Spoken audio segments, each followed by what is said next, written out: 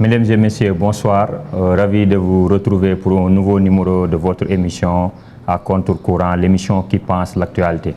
Aujourd'hui, nous avons le plaisir de recevoir le professeur Babacar Samb, ex-ambassadeur du Sénégal en Égypte et spécialiste des questions du Proche-Orient. Excellence, bonsoir. Bonsoir. Et bonsoir à tous vos auditeurs et vos téléspectateurs.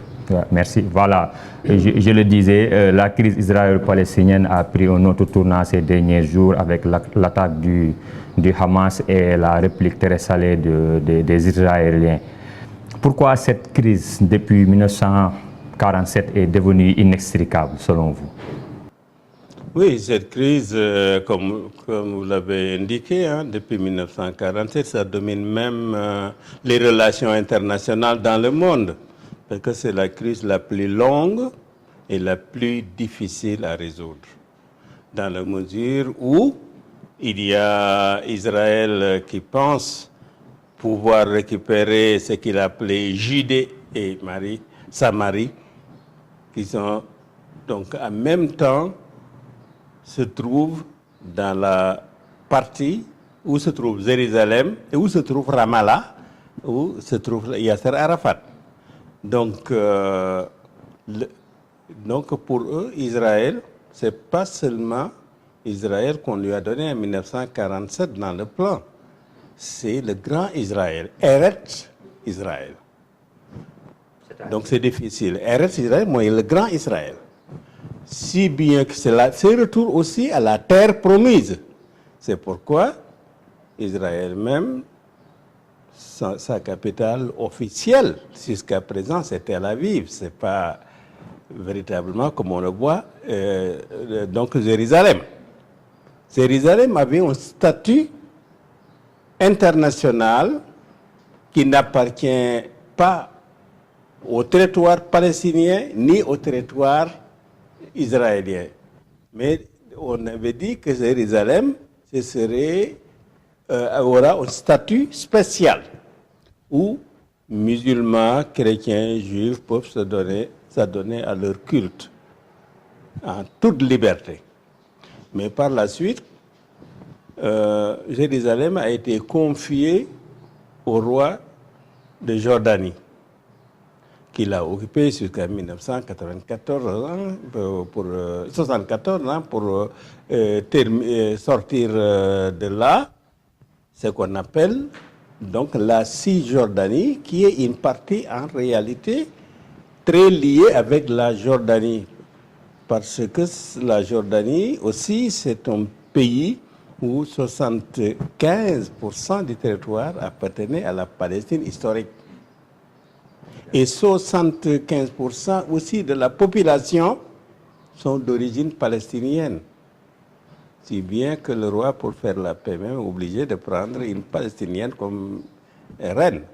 Donc, si on regarde également de l'autre côté, le Hamas ne reconnaît pas tous les accords qui ont été signés entre l'autorité palestinienne et Israël depuis les accords de 1993, les accords d'Oslo et tous les autres accords qui avaient même amené Yasser Arafat et Isaac Rabin à faire la paix et à faire une poignée de main historique.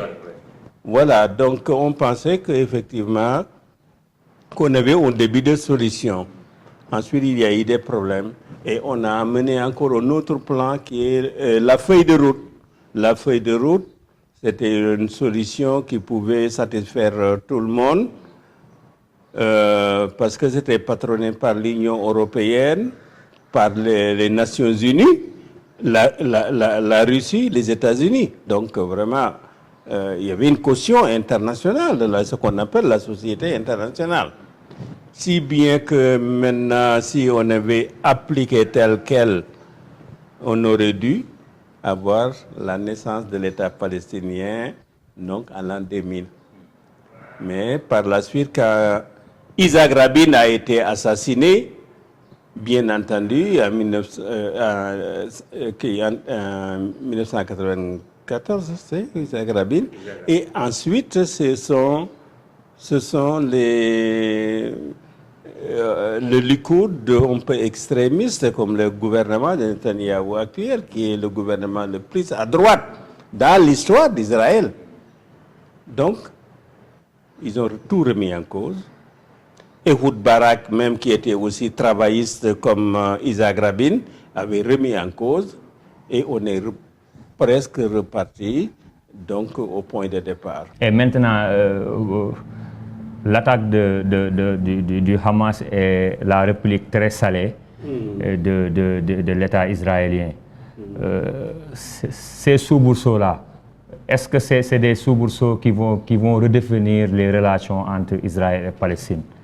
Oui, absolument. Moi, je pense que l'opération coordonnée menée par le Hamas avait surpris tout le monde, a surpris les Israéliens, a surpris Israël qui a les meilleurs moyens d'espionnage, de contrôle, voilà, avec donc tout l'armada qu'Israël, vraiment, ils n'ont rien vu arriver, même les États-Unis. Donc, c'était une attaque qui était vraiment imprévue de cette manière-là, mais surtout l'ampleur de cette attaque. Israël n'a jamais subi autant de pertes, même dans les guerres. Donc, ce qui veut dire qu'actuellement, donc, nous avons une situation qui est très difficile parce que la bande de Gaza est coincée entre Israël et l'Égypte. Il n'y a pas d'autre issue, sinon c'est la mer. Et actuellement, on est plus de 5500 morts du côté palestinien et plus de 1500 du côté israélien. Et Israël continue ses bombardements qui prennent comme cible aussi bien ce qu'ils soupçonnent être des nids de Hamas que les civils. Donc vous voyez bien... Comme vous l'avez dit, ça a été un coup de massue par rapport à Israël. Mais il y a, bon, comment dirais, ça a causé une escalade de violence. Et voilà. On est pratiquement dans une impasse. Voilà, Israël devait vraiment absolument répliquer de façon très dure et ça a été toujours la politique d'Israël. Si on tue un Israélien, bon, il faudra s'attendre que 10 Palestiniens soient tués en échange. Ça a été toujours, depuis les attaques israéliennes, ce qu'il a fait depuis 2004, 2005, 2014, 2016, 2022. Tout ça, c'est des noms de guerre extraordinaires où il y a toujours le mot plomb, il y a le mot fer, etc. Comment on met ces opérations, qui veut dire qu'Israël ne pense pas pouvoir régler le problème politiquement, mais il faut le faire militairement, quitte à faire des massacres, des boucheries, parce qu'actuellement, c'est même proche de génocide, comme on dit actuellement. Parce que quand tu as vraiment, ou bien même nettoyage ethnique, on peut dire, parce que tout ce qui est arabe, il meurt. Les États-Unis, la France et autres, ces pays-là, bien entendu, auraient pu raisonner Israël. Et les Nations Unies, il y a eu des tentatives de résolution bloquées par les Américains, aussi bien résolution de la Russie et un projet de résolution même de la Chine.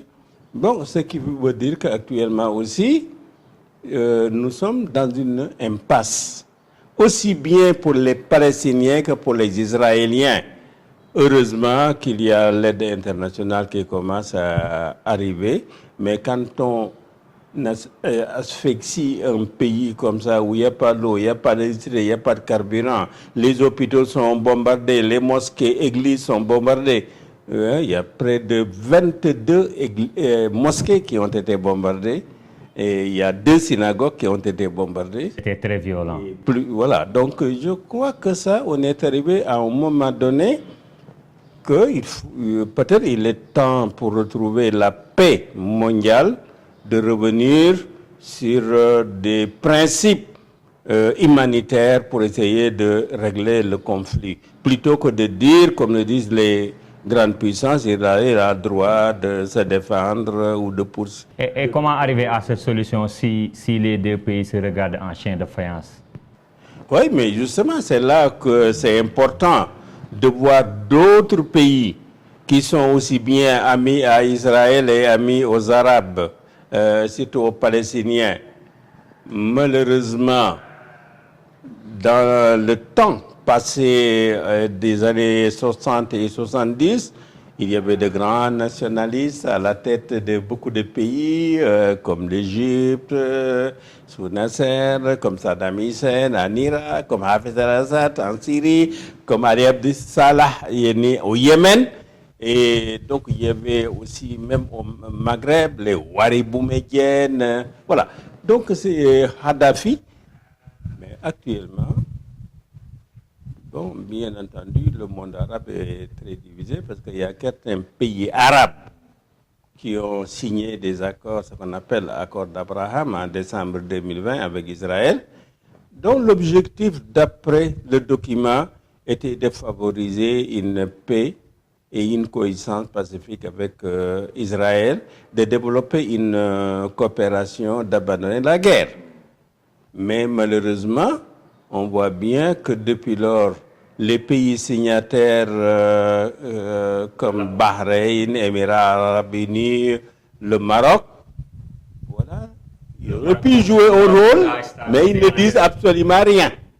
Le Maroc qui a stabilisé ses relations avec Israël. Avec Israël, en échange, sous Donald Trump, que les États-Unis reconnaissent la souveraineté marocaine sur le Sahara qui est, depuis 1976, en guerre avec Israël et qu'ils ont soutenu par l'Algérie de l'autre côté.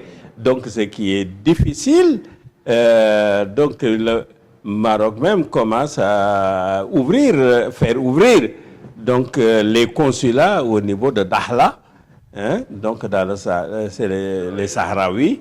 États-Unis, Maroc et d'autres pays ont ouvert là-bas des consuls. Alors, comme États-Unis aussi, pour pouvoir régler ce problème, auraient pu raisonner Israël à rester dans sa capitale historique qui est Tel Aviv, mais c'est le contraire. Donc, Donald Trump, c'est le premier à reconnaître donc, Jérusalem comme étant la capitale et a mené son ambassadeur. C'est que les pays arabes ne sont plus aussi fermes par rapport à la cause palestinienne. Voilà, les pays arabes sont entourés partout et ils ont en alliance avec Israël et avec les États-Unis.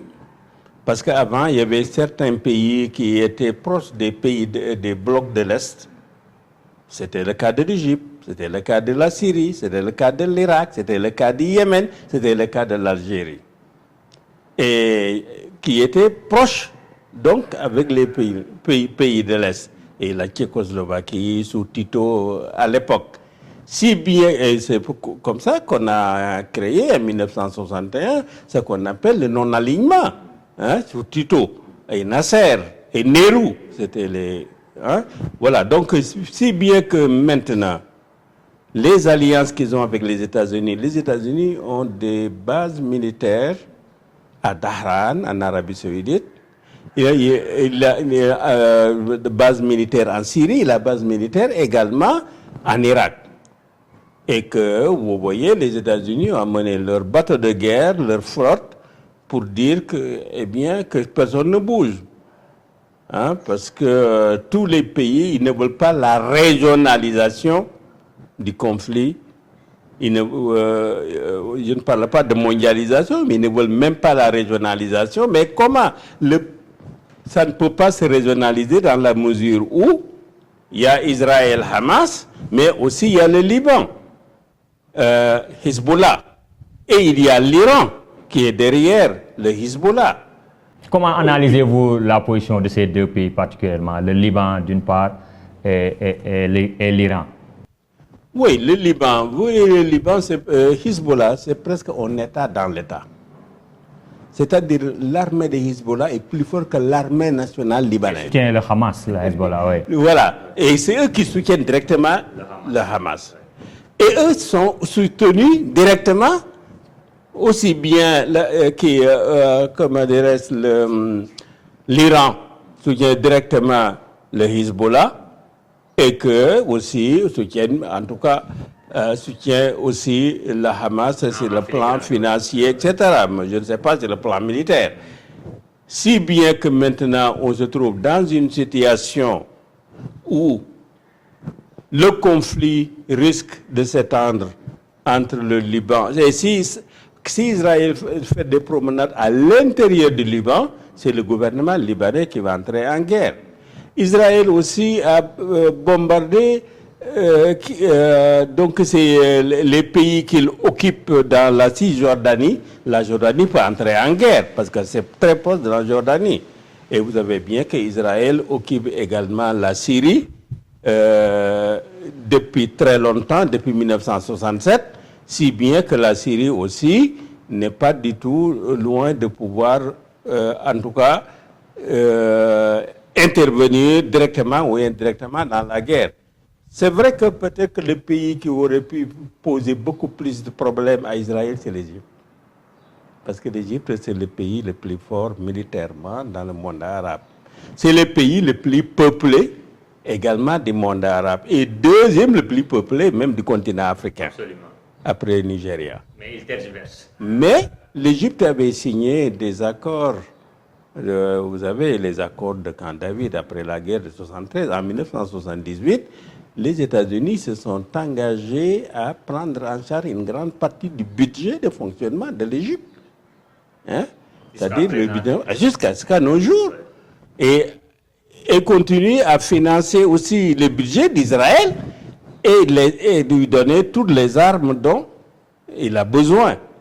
Mais le modus vivendi, c'est de dire que l'Égypte et Israël, vous ne faites plus la guerre. Occupez-vous de vos développements. C'est pourquoi on avait considéré cet accord d'accord séparé. Parce que ça devait prendre le problème globalement, le problème palestinien, le problème de Jérusalem, le problème, les frontières d'Israël avec avec l'autorité palestinienne, et pacifier aussi pour permettre aux Palestiniens de pouvoir passer en Égypte et les marchandises entrent par l'Égypte. Ça fait partie des accords qui font que le pont de Rafah, c'est le seul endroit où peut passer actuellement donc l'aide internationale pour parvenir aux Palestiniens. Et maintenant, professeur Babacar Samb, nous allons parler des pays subsahariens. Comment analysez-vous leur position par rapport à cette crise?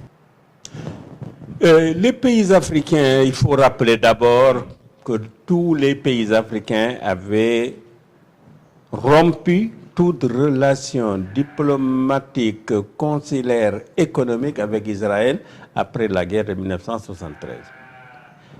En solidarité avec l'Égypte qui était un pays africain et membre de l'OEA. Donc c'est l'OEA qui avait décidé ça. C'est ça qui avait amené, les Arabes aussi avaient utilisé l'arme du pétrole. L'attaque de 1973, rappelons-le, c'est l'attaque en Égypte. C'est ça, c'est l'attaque que l'Égypte avait conduite contre Israël. 67, c'est Israël qui a conduit l'attaque contre...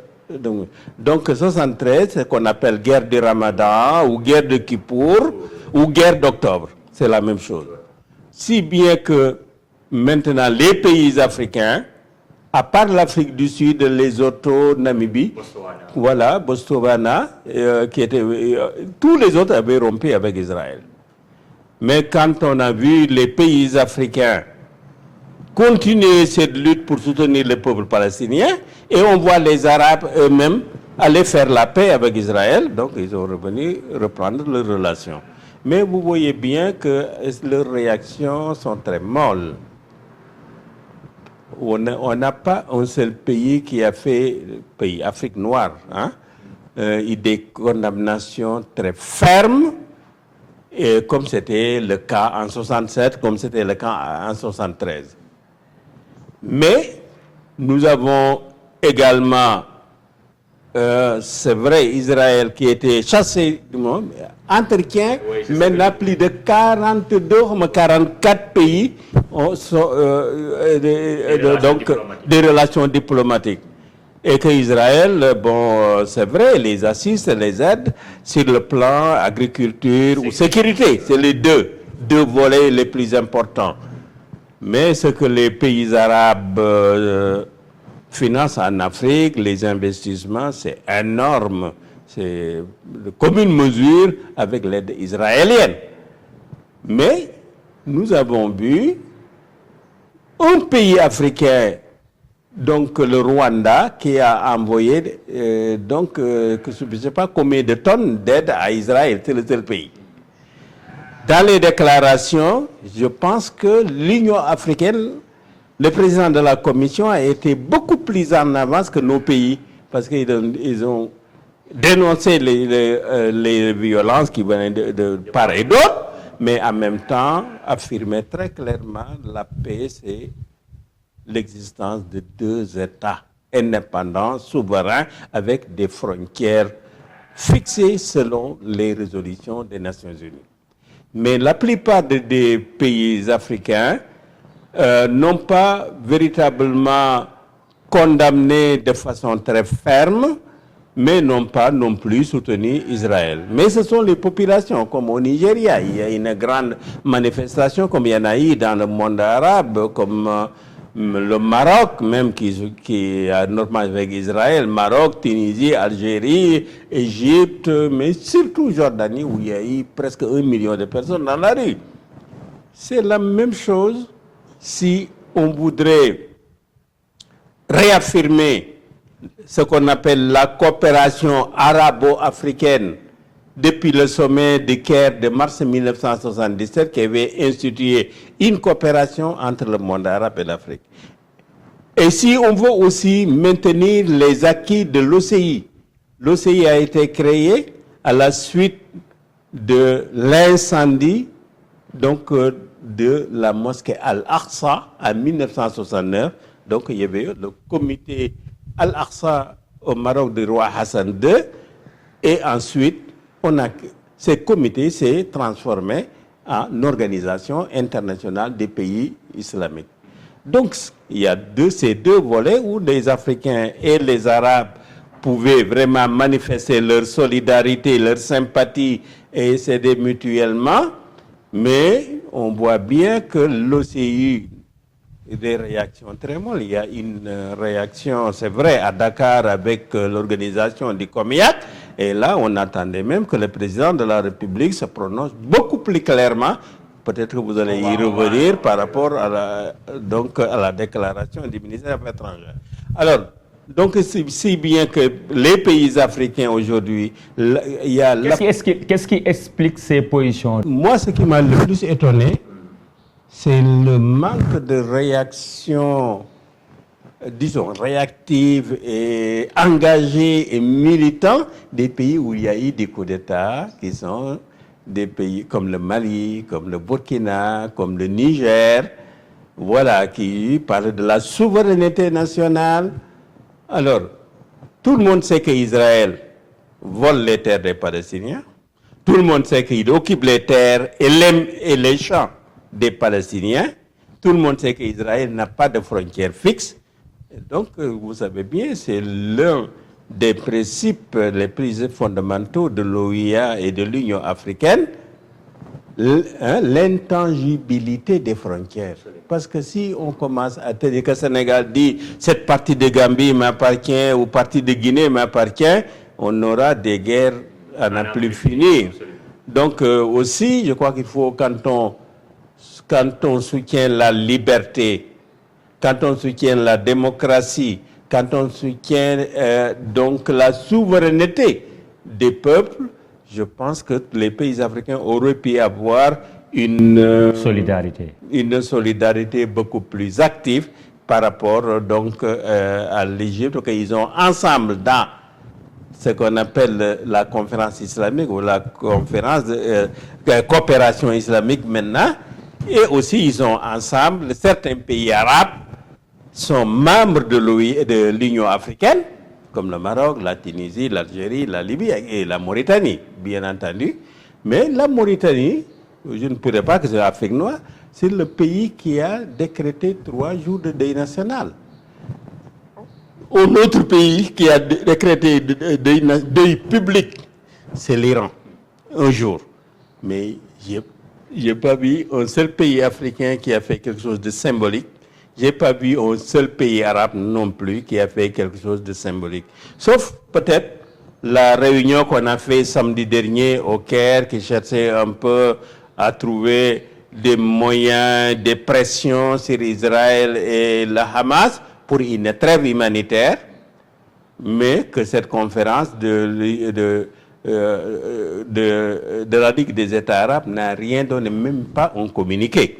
Donc, ce qui veut dire que nous sommes toujours sur place. Oui, effectivement. Mais Excellence, est-ce que vous ne pensez pas que c'est parce que le conflit a tiré en longueur et, bon, je ne sais pas, les pays, bon, ça devient un peu lassant par rapport aux pays? Non, je ne pense pas que ça soit ça. Je pense plutôt que ce sont les positions affirmées par les États-Unis, la France, l'Allemagne, l'Italie, qui sont nos principaux partenaires, qui disent très clairement qu'ils soutiennent Israël et que l'Israël a le droit de se défendre. Donc c'est par peur de représailles économiques et tout ça? Voilà, nos relations politiques et économiques sont liées, parce que même la France, qui est vraiment notre principal allié et notre principal soutien économique, etc., dans les pays, eh bien, on n'a jamais vu la France s'aligner complètement sur les États-Unis. Ça, c'est nous, Macron, c'est pour la première fois. D'ailleurs, vous avez vu à l'Assemblée nationale des débats très houleux, les manifestations, même qui étaient interdites des Palestiniens, c'est interdit par le préfet, mais c'est le tribunal administratif qui est venu dire que non, ils ont le droit de manifester, il n'y a pas de trouble de l'ordre public. Voilà, des choses comme ça, dans des grandes démocraties, c'est possible. Donc, dans la mesure où les populations, vraiment de manière générale, que ce soit en Afrique, je crois qu'il y a un soutien de la cause palestinienne. Mais ce sont nos États qui se rangent derrière d'autres États parce qu'ils n'affirment rien de clair par rapport à la souveraineté de la Palestine, par rapport à l'agression d'Israël sur les territoires palestiniens. Et donc, ce qui se passe là, peut-être que les gens sont gênés dans la mesure où le Hamas qui a mis cette opération horrible où il y a eu tant de morts et de façon horrible, ça il faut le reconnaître, mais ce n'est que l'envers de la médaille qu'on a vu, parce que bon, Israël, tous les jours que Dieu crée, tue 4, 5, 15 Palestiniens, aussi bien à Gaza ou à Ramallah, dans la Cisjordanie. Si bien que maintenant, l'enjeu principal, véritablement, pour Israël, c'est de chasser les Palestiniens de Gaza et de reprendre le Gaza, parce qu'il y a Gaza et Jéricho ont une autonomie depuis 2005. Donc on reconnaît Gaza. Mais Israël pense que tant que Gaza est entre l'Égypte et Israël, il ne pourra pas assurer sa sécurité avec le lancement des roquettes, etc. Et comme cette fois-ci, ils ont vraiment atteint leur cible, donc c'est quelque chose qui a chamboulé tout Israël aujourd'hui, aussi bien dans le commandement militaire, dans les partis politiques, et les gens commencent à manifester pour Israël négocie, qu'il livre pour libérer, disons, les otages. C'est ça qui les intéresse le plus. Et les États-Unis, la France, des pays qui ont des otages aussi. Voilà, donc si bien qu'aujourd'hui, je pense que aussi bien l'Afrique et le monde occidental, quand je dis l'Occident, je ne parle pas des peuples, je parle des États. C'est eux qui pourraient qui auraient pu trouver des solutions, faire pression sur l'un et les autres. Mais maintenant, il n'y a que le Qatar, peut-être, qui est le pays qui peut faire vraiment pression parce qu'il a de bonnes relations avec Israël sans avoir une ambassade d'Israël, des relations diplomatiques. Mais en même temps, c'est le Qatar qui paye tous les soldes et dépenses de l'État de la bande de Gaza. Hein? Donc, il a, même ceux qui ont été, les 2 otages qui ont été libérés, c'est grâce à l'intermédiation de Qatar. Maintenant, nous allons peut-être finir avec le Sénégal, parce que on le sait, quelqu'un comme une figure historique de la cause palestinienne comme Yasser Arafat a eu même le passeport sénégalais par l'entremise du président Senghor. Le Sénégal est l'un des pays, les premiers pays à reconnaître la Palestine comme pays.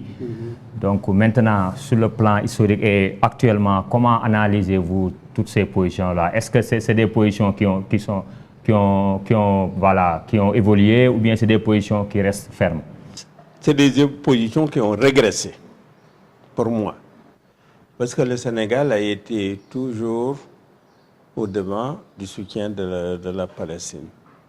Aussi bien aux Nations Unies que les résolutions qui ont été faites au niveau de l'OIA et puis de l'Union africaine. Le Sénégal était toujours très actif pour le droit des Palestiniens à disposer d'eux-mêmes.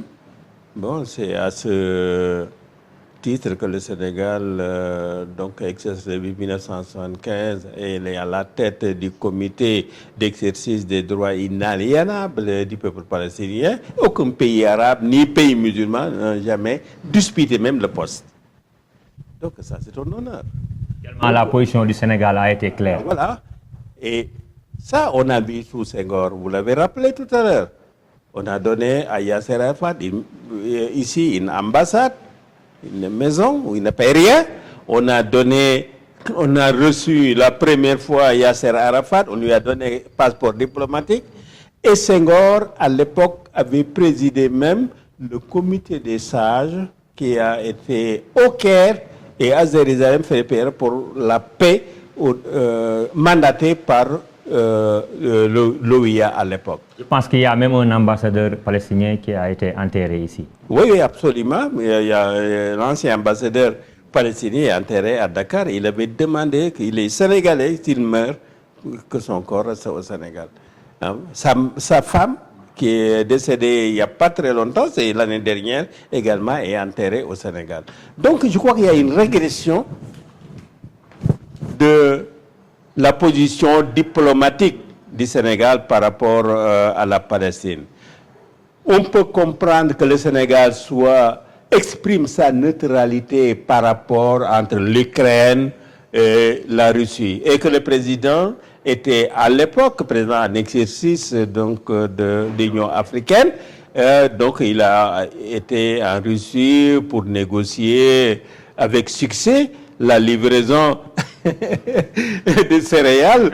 Donc je crois que ça, c'était une bonne carte à jouer.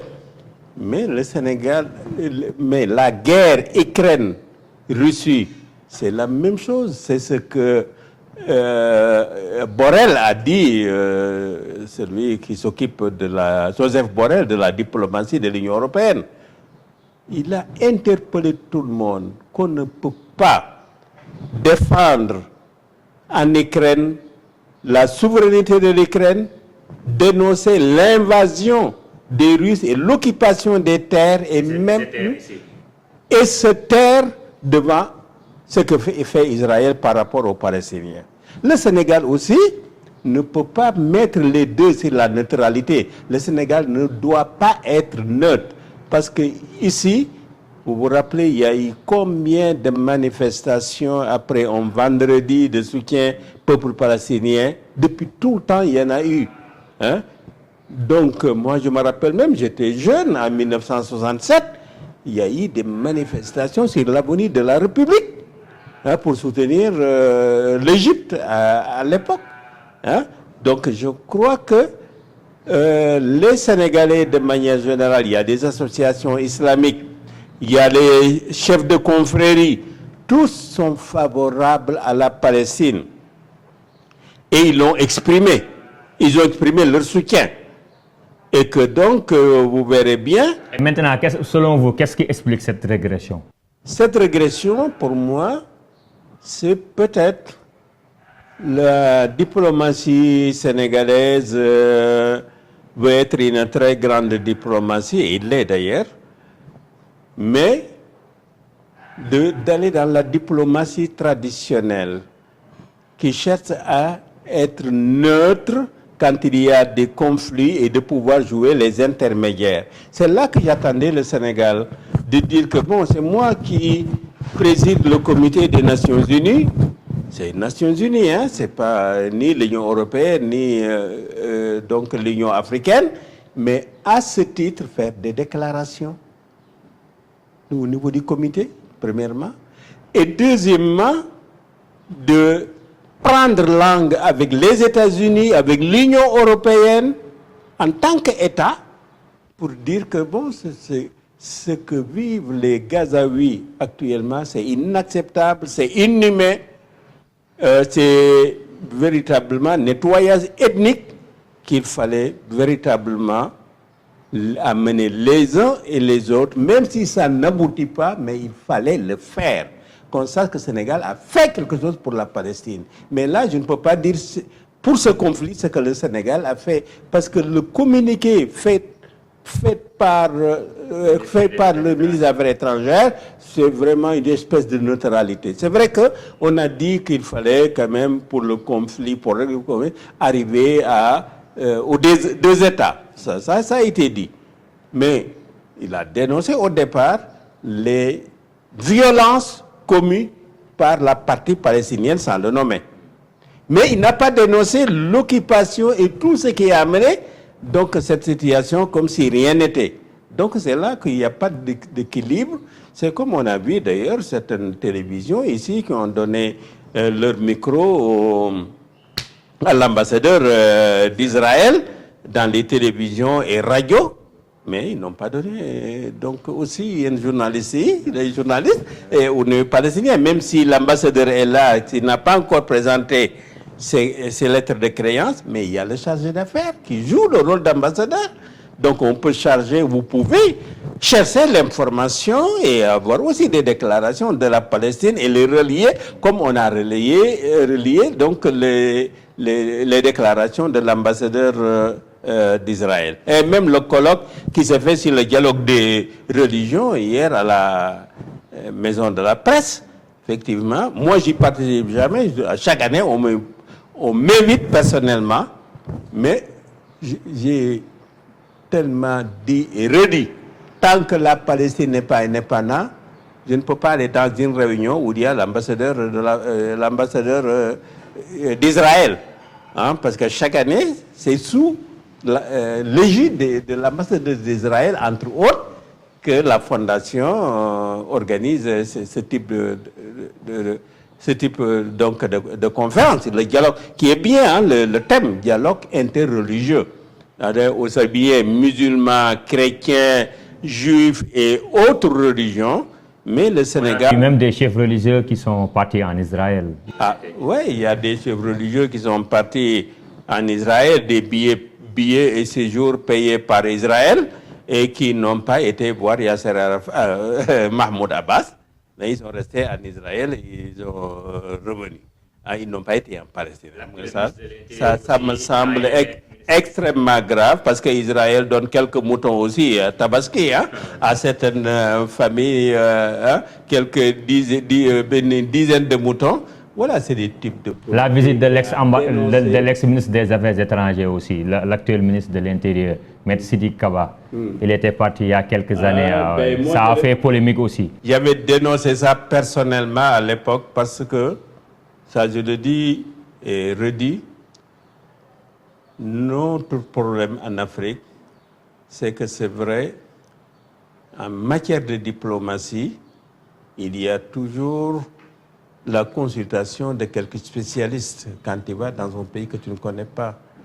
le président français, quand il voyage au Vietnam ou il va en Angola, il va venir quelqu'un qui est spécialiste de ce qu'il faut faire, ce qu'il ne faut pas faire, ce qu'il faut dire, ce qu'il ne faut pas dire, mais montrer notre ministre des Affaires étrangères devant donc le mur de lamentation avec... Hein, vraiment, ça nous semblait vraiment...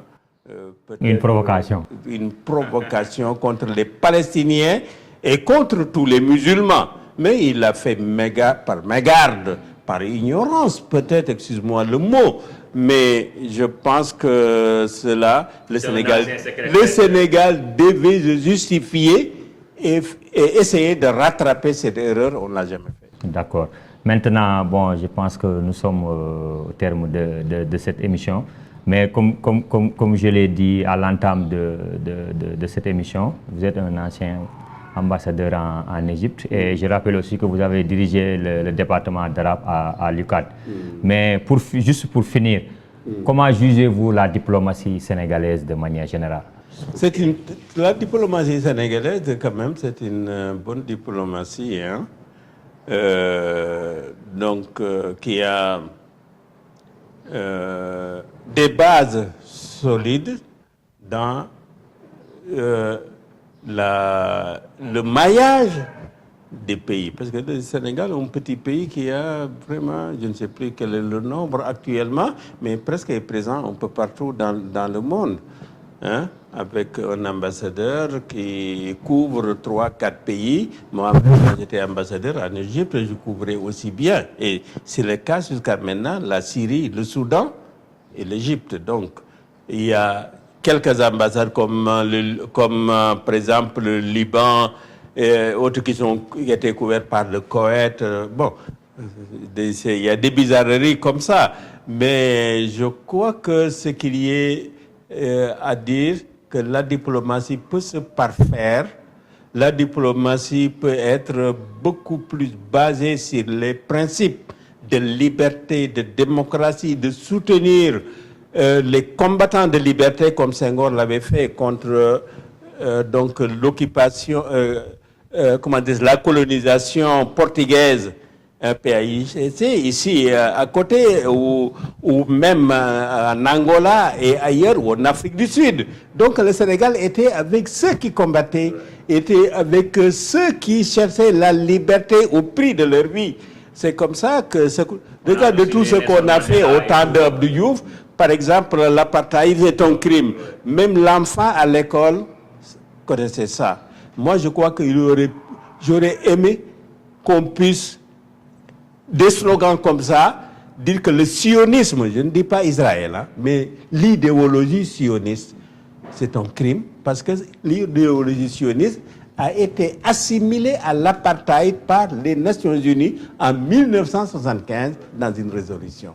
Donc je crois qu'on devrait pouvoir sensibiliser beaucoup plus la presse. Aller vers une diplomatie beaucoup plus courageuse. Voilà, avoir une diplomatie engagée sur des principes de liberté, les principes de combat contre l'oppression et contre toutes sortes de discriminations. La discrimination dont sont victimes les Sénégalais en Tunisie, dont sont victimes les immigrés qui passent par le Maroc pour aller en Espagne ou en Italie ou même par Nicaragua.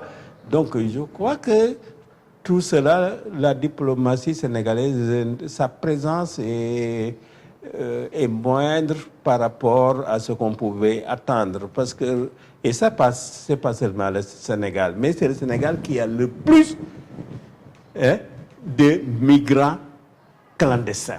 90 à 95%, c'est des Sénégalais.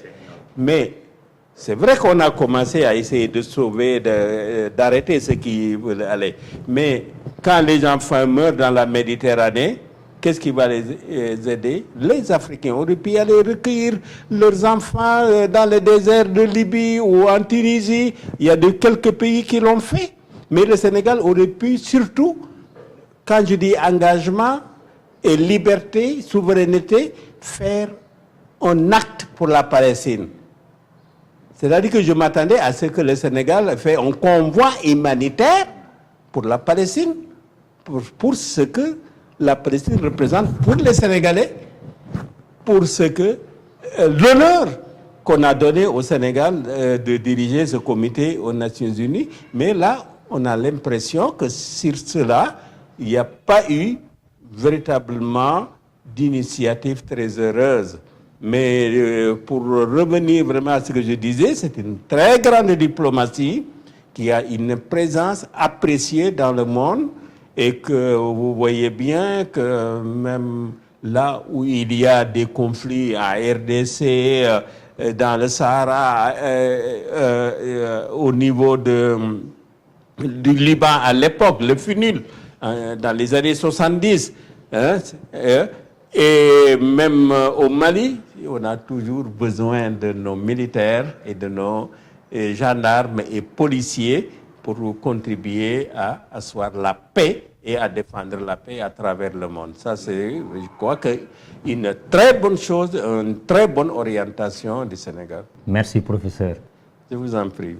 Vous avez l'honneur de porter 2 titres, d'enseignant et de diplomate. C'est un honneur de vous recevoir aujourd'hui.